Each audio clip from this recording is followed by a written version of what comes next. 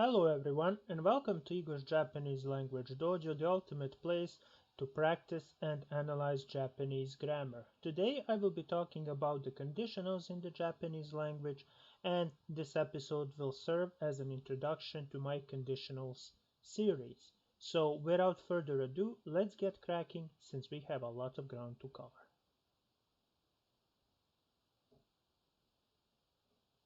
Now, what we will cover in this video? Our first section of the video will cover the general overview. Here I will provide you with some general information about the conditional and the conditional sentences.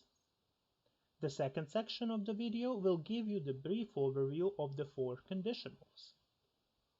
And finally, we will provide in this video a brief overview of the condition types, since this has become a very famous method for learning the conditionals in the Japanese language, because it arguably helps you to remember them more efficiently and to avoid several mix-ups that you can have when talking about a certain set of conditionals whose meanings or whose usage might interlap.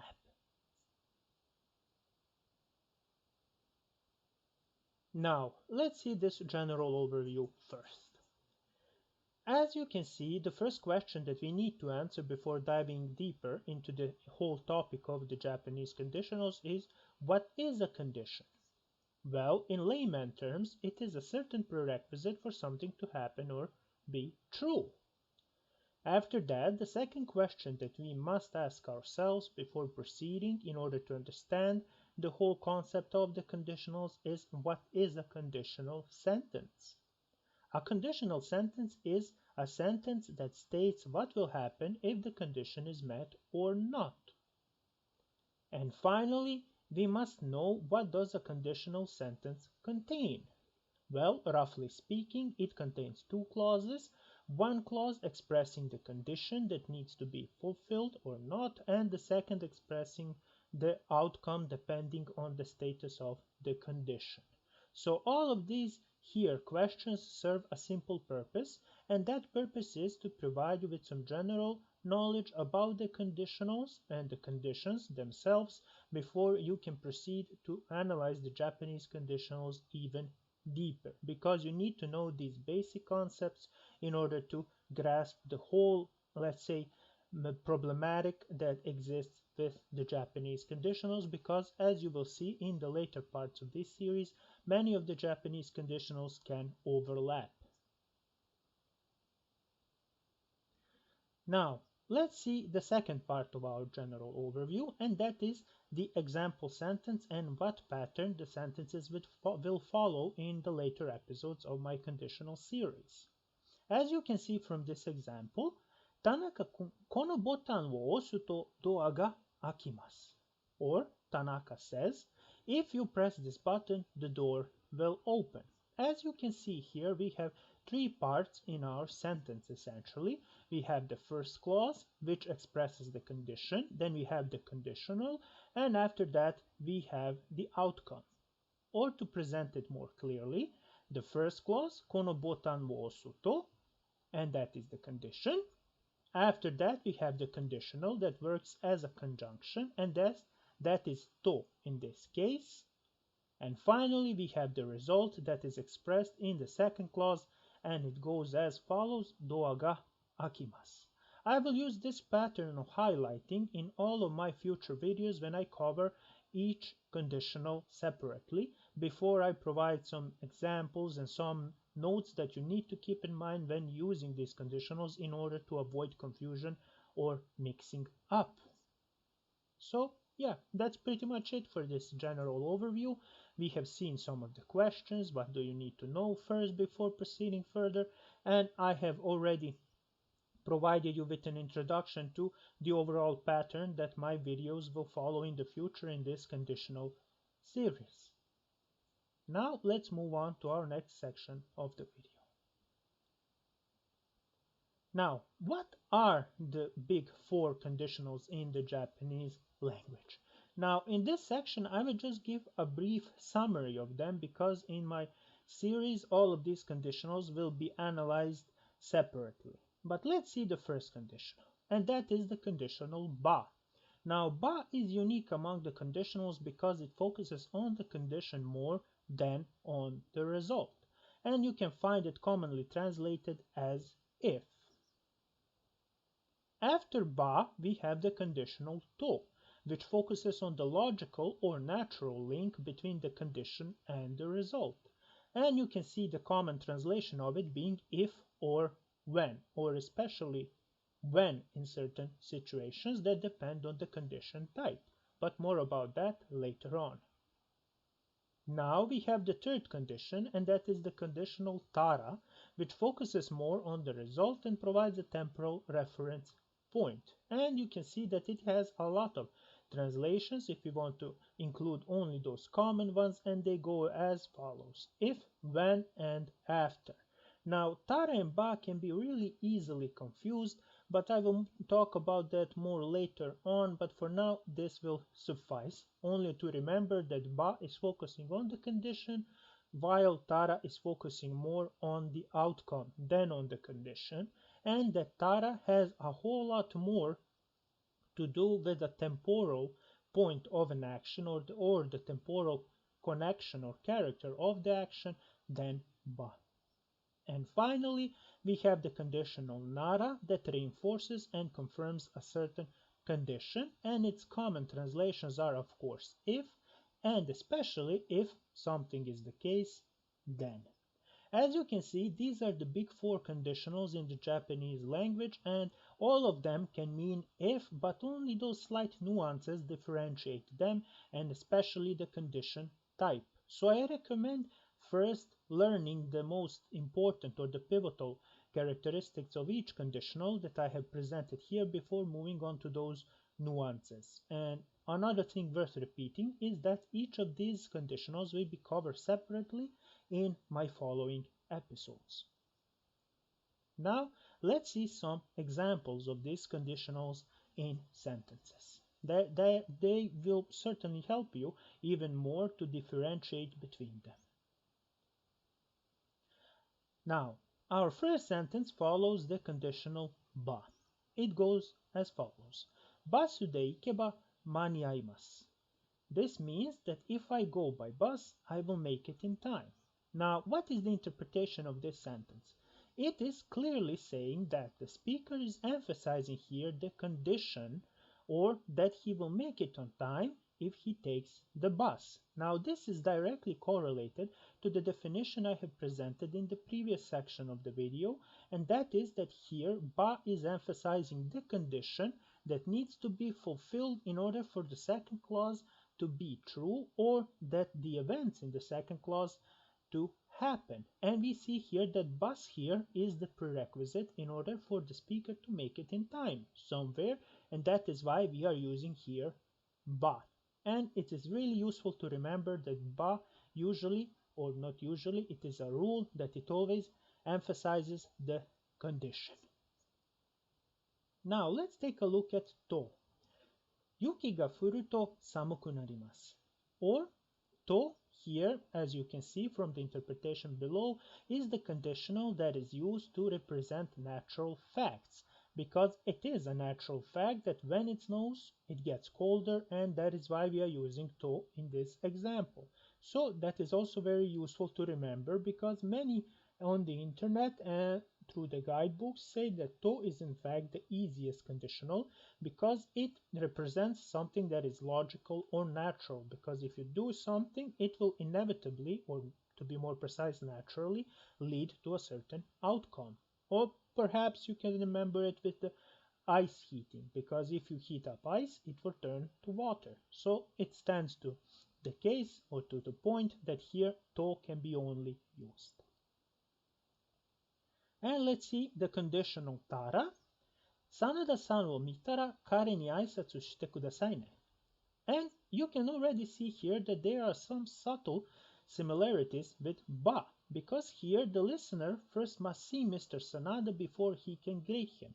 So yes, there is a conditional, but there are those nuances that I have already mentioned that need to be remembered, because here speaker is making a request. And whenever you have a request, a wish, or a command in the main clause, tara is always used. Or you can be even more precise here with tara, because you can also emphasize that the first action needs to happen in order for the second one to happen. So in fact we have two actions in a single sentence that are connected through a temporal link. And why is that? Because tara is often translated as when. That is the most precise translation of tara, and if is not something that is usually seen when translating tara. You can of course use that translation as well, or that definition of tara, but tara has that temporal, that time reference that is really precious to it, and among all of the conditionals I still maintain that tara is the one that has the strongest connection to a certain time point. And that is why you can also translate this sentence: when you see Mr. Sanada, please greet him, please say hello to him. So you can also use that. And also you can already grasp the most important difference between ba and tara already here, and that is that time point, that reference point, and of course the difference in the sentence itself, because here speaker is making a request. And finally, the last conditional is the nara conditional, and in our sentence, Tokyo e iku nara watashi mo ikimasu. So we can already see that the speaker is confirming that the listener is going to Tokyo and wants to come along. So nara here is more or less unique among the all four conditionals, because it reinforces, or you can also say repeats, the condition and saying what will happen, because the condition has been in a sense already met, because we already know that he is going to Tokyo. We also want to come along for the trip. So let's create a little summary of this section. As you can see here, all of these conditionals are commonly translated to if in English, but there are really a lot of nuances that you need to be conscious of, because ba here is emphasizing the condition. It's saying strictly that unless A happens, B will never happen or will not be true. After that, we have to that says that between A and B there exists a certain link. After that, we have tara that references a certain time point, also linking A and B, saying that A has to happen in order B to be happening, or to be true, or to happen at all. And once again, it adds more with its time reference to the entire condition point. And finally, we have nara that says if you are already doing A, B should be done, or B is true, or B is going to be done also, or not, of course, because there is something that is called a negative conditional, and that means unless something is not done, something will not happen. But like I said, that is a topic for a future episode to handle. Also, you can see that in usage in my episode that is dedicated specifically to ba, and I will provide a link to that video in the upper right corner in that little box, or in the description below. But for now, this is all that you need to know about these conditionals, that, let's say, gives you all the brief information and all the most crucial information about them. Everything else will be covered in time. And now let's see those condition types that I talked about previously. Now, what are the condition types? What do I mean by this? Because every conditional sentence, of course, is expressing a condition, and a condition itself can have a certain type. And this identification of the condition type helps us a lot when we need to decide which conditional to use. So if we have the hypothetical condition, and we can see the example sentence here: if I were rich, I would buy a mansion. Then we know that in the Japanese language, all four conditionals can be used. And this hypothetical condition is essentially saying that the condition and the result are not yet realized. Because if you see in this sentence, you can say that, for example, although now we are not rich, that can be soon changed, and then we can become rich and buy a mansion. So it's not something theoretically impossible, but you can also remember that as really as being hypothetical about something and saying what would happen if would happen. So that's the long and short of it. Now the second condition type is the counterfactual condition, and you can see this in our sentence example. If I had talked to her, we would be together now. So what does this mean? It means that neither the condition nor the result have occurred, meaning that the person, the speaker here, has not talked to that woman, and because of that, he is not together with her, meaning that the condition has not occurred and the result has, because of that, not occurred. And here in the Japanese language, we can only use ba, tara, and nara. We cannot use to, because to needs to have a result in order to function properly. Now, let's see the factual condition. As the name says, it talks about a certain fact. That fact can be a natural one, such as if you heat up ice, it will melt, or it can be subjective, saying that, for example, if someone, for example, does cleaning around the house, then you cook a coffee for that person every time. But our sentence here shows that even clearer, and it goes as follows. If you throw a glass ball against the wall, it will break. So once again, it states something that is a fact, because glass is really fragile and it can easily break. So of course, if you throw it against the wall, it will break. And it's basically saying that the condition and the result here express something which is considered to be a fact. And you can say that by seeing that the condition here is that process of throwing a glass ball, and the result is that it will break if it hits the wall. So we can only use tara and to here. And after that we have the general condition. If I take the taxi, I will arrive faster, and that is simply the condition that has the simplest definition, and that is the rule of cause and effect. And they are not subject to a certain limited specific point in time. And usually habits and repeated actions fall into this group, and that is why we are using only ba and to here. So let's create a summary here for all of these condition types, because I really think personally that this can help you if you are learning the conditionals on your own, especially on your own. Well, you can see the hypothetical condition is the condition that essentially opens the door to every conditional in the Japanese language, because it expresses a certain situation that is make-believe, or for example, a certain situation that awaits a resolution or it's pending.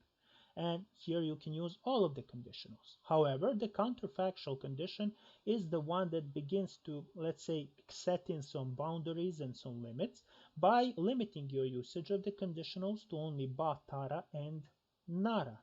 After that, the factual and the general conditions are already whittling down our list of conditionals to only two, and in the factual condition case, that is tara and to, while in the general condition case, that is only ba and to.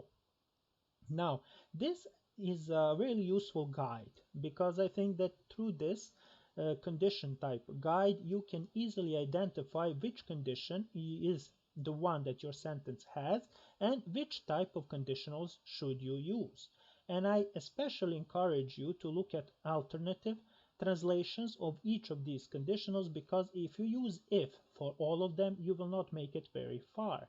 And I suggest using tara, especially in its second translation that you have seen in this video, and that is when, because tara has that temporal point, and in many grammar constructs that you will encounter during your Japanese language studies, tara is referenced as when, or when a certain action happens.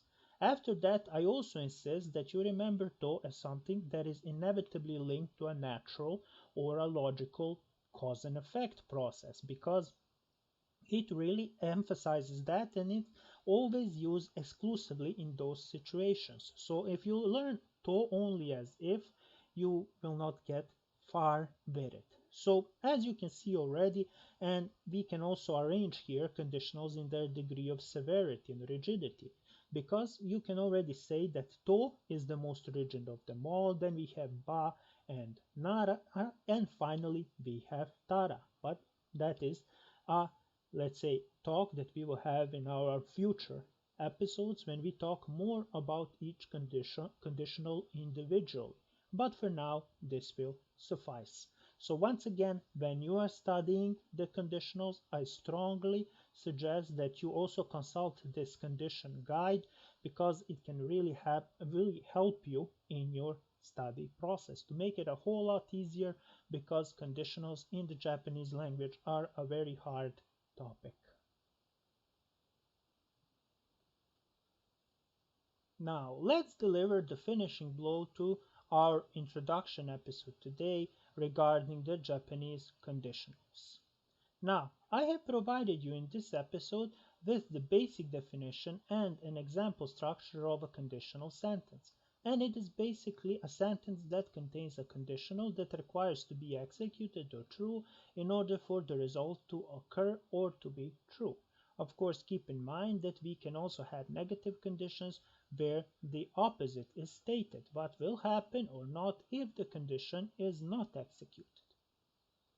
Then, I have provided you with the introduction and a brief overview of the four conditionals in the Japanese language, and they are ba, to, tara, and nara. And finally, we have covered the four condition types, with the first being the hypothetical condition, and here all four conditionals can be used. After that, I have given you the counterfactual condition. Here we can only use ba, tara, and nara. Then the factual condition, only tara and to can be used, and the general condition with only ba and to be used. As you see here, our introduction episode has been precisely that, just giving you a basic overview and building a bedrock for all the future episodes, and all of the material that I have shown here and all of the patterns and explanations that I have given you here will be something that I will elaborate on in the future episodes in my conditional series.